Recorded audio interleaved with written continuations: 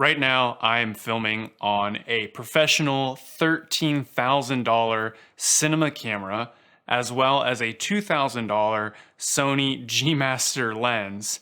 And even with all of that, my image still looks like crap.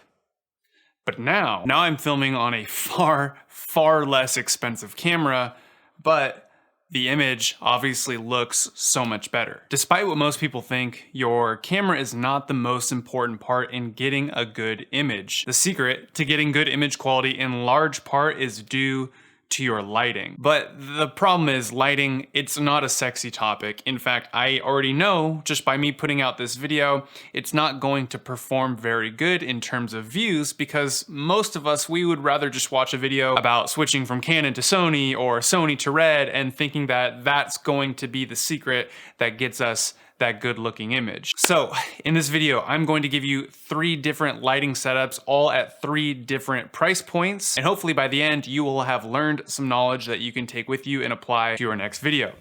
Let's begin. The first lighting setup is free, and that is natural window lighting. Window light is one of my favorite ways to light, and that's because the natural light from the sun from the outside just looks so good. But it does have its drawbacks, mainly being that you just can't control it very well. Whenever you open up your blinds or your curtains or whatever to let that window light through, it's just going to spill everywhere. Yes, onto your subject, but onto your background and onto things that you don't want to have that light. You also can't control the intensity or the brightness of that light. And then obviously we have Mother Nature to deal with. And so maybe like halfway through your shoot, like a cloud rolls through and just completely changes the look of that natural window lighting. But as you can see in this comparison, window lighting compared to like basic ceiling lights looks infinitely better. So if you're on a budget and you don't want to spend any money on lighting, window light is a great option. Setup number 2 is going to be to invest into a key light. This is definitely what I would recommend to anybody who wants to take video seriously. I'm sure most of you by now have heard of the Aperture 120D, which is a fantastic light. It's very popular for online content creators, and I think it's great, don't get me wrong.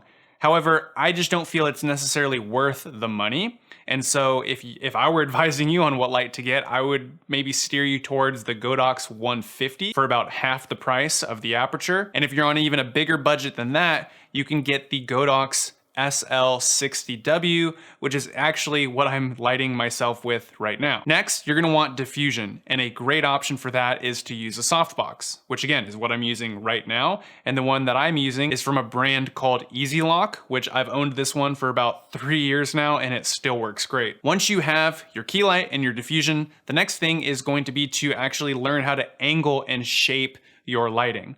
For me, right now, I am angling this to the side at about a 45-degree angle-ish. And what that does is that gives me a lot of contrast, right? So I've got my bright side over here, I've got my dark side over here, which just has more shape and shadows and contrast, and it just gives like that cinematic look. Another way that you can light is to just directly point it from the front, and that's going to give you a beauty look. So a single key light setup is a great option. It's affordable, it is consistent, and it's mobile, meaning you can literally pack it up and take it with you wherever you go.